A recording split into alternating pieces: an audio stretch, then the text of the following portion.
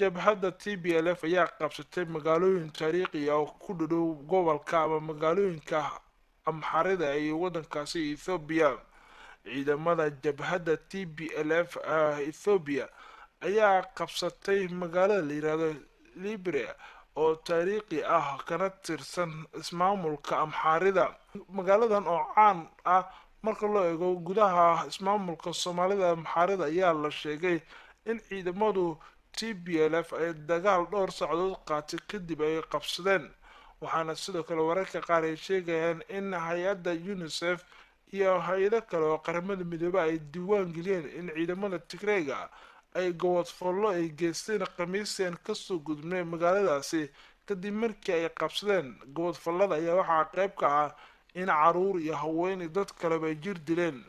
magaaladan ayaa sidoo kale waxaa la sheegay inay ku sugeen dad badan oo qowmiyadda Amxaarida ah maadaama ay qayb ka tahay gobolka dhaca waqooyiga ee ismaamulka Amxaarida. kooxda TPLF ayaa loo arkaa markan in awoodooda ay sii kordhiso. askari dagaalyahano iyo maleeshiyaad ayaa sidoo kale la sheegay kuwaas is abaabulaya Amxaarida oo raba in mar kale jabhaddu ay ka saaraan. laakiin dad badan oo deegaankaasi ku sugan ayaa sheegaya in jabhaddu ay ku sii fidayso dagaal la'aan ay ku qabsanayso tuulooyin badan oo ku yaala gudaha waqooyiga wadankaasi Ethiopia.